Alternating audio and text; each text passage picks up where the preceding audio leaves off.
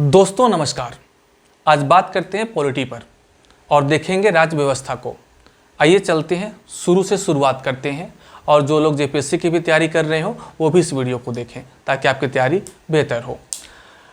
राज्य शब्द जब भी आप सुनते हैं तो आपके जो जहन में चित्र उभरते हैं वो बंगाल, यूपी, झारखंड जैसे राज्यों के।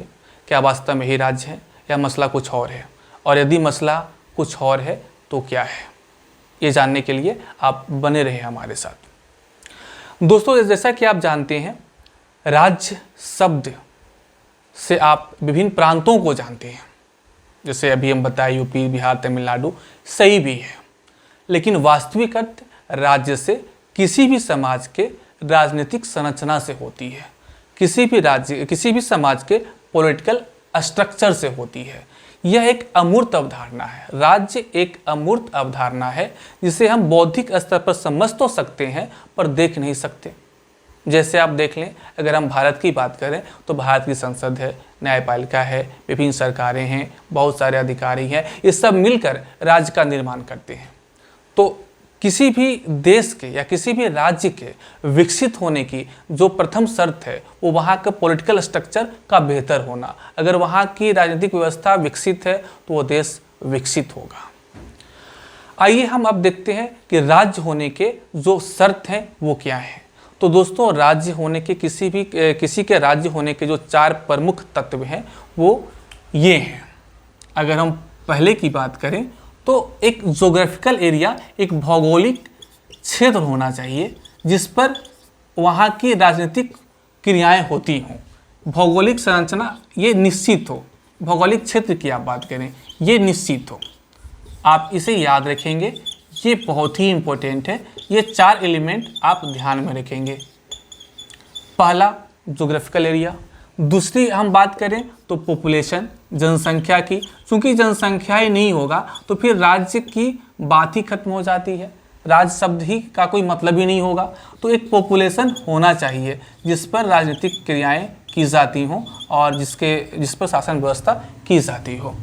तीसरा एलिमेंट की अगर हम बात करें तो ये सरकार होता है। सरकार कहें तो एक या एक से अधिक व्यक्तियों का समूह जो वहाँ की पॉलिटिकल क्रियाएं करती हों, जो पॉलिटिकल स्ट्रक्चर्स में अब काम करते हों, शासन व्यवस्था अपना चलाती हों। तो एक सरकार होनी चाहिए, तीसरे एलिमेंट अनिवार्य है। और चौथा जो है वो सबसे ज़्यादा इम्पोर्टेंट है, अनिवार्य है, वो है प्रभुसत्ता का या संप्रभुता का, सोवरेनिटी जिसको बोलते हैं आप। तो संप्रभुता होनी चाहिए।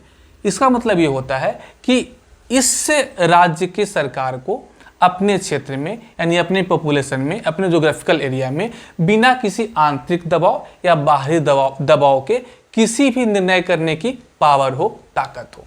फिर से आप देख लें, संप्रभुता का मतलब क्या हुआ कि सरकार को अपने जोग्राफिकल एरिया में, अपने पॉपुलेशन में किसी भी प्रकार की निर्णय लेने का पावर हो बिना आंतरिक दबाव के, बिना किसी बाहरी दबाव के। तो ये संप्रभुता होनी चाहिए, तभी आपका वो राज्य कहलाएगा। तो ये 4 एलिमेंट आप याद रखेंगे, किसी के भी राज्य होने की शर्त हैं।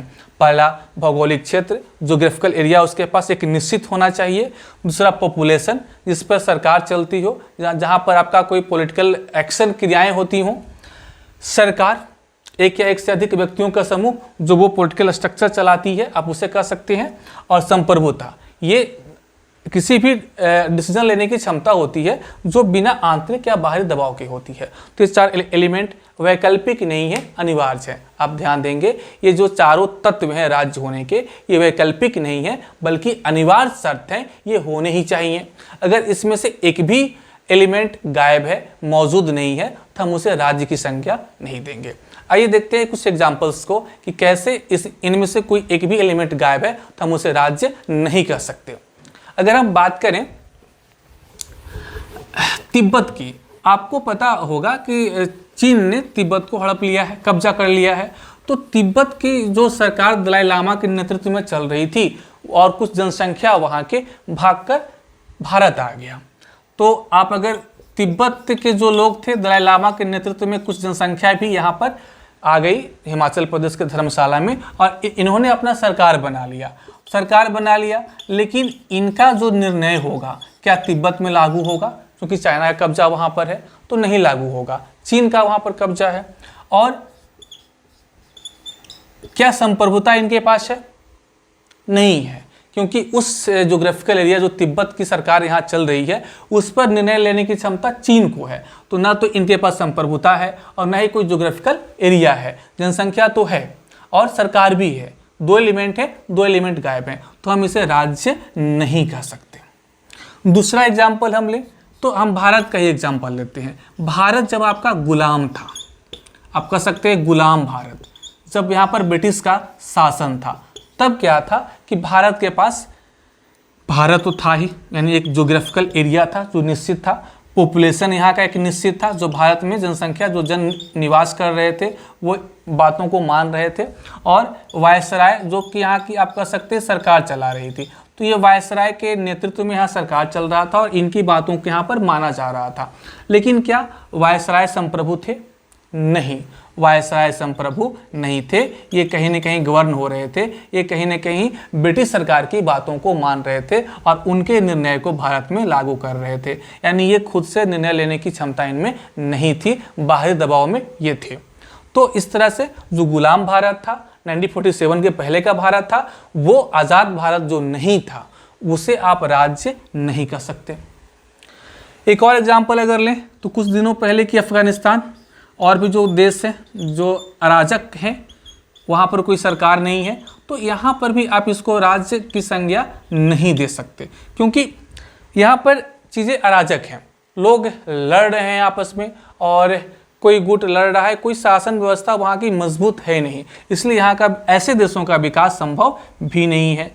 तो एक बात तो तय है, किसी भी देश का जो विकास होता है, बेहतर विकास के लिए एक राजनीतिक व्यवस्था बेहतर होनी चाहिए, तभी उस राज्य का बेहतर विकास होगा। तो हमने देखा कि हम जो राज्य पॉलिटी में जाने, ये हम जो बोलचाल की भाषा में देश वर्ड यूज़ करते हैं, कंट्री वर्ड यूज़ करते हैं, तो उसके लिए पॉलिटी में राज्य वर्ड है। तो आशा है कि आप लोग राज्य को बेहतर ढंग से समझे होंगे। मिलते हैं अगले वीडियो के साथ।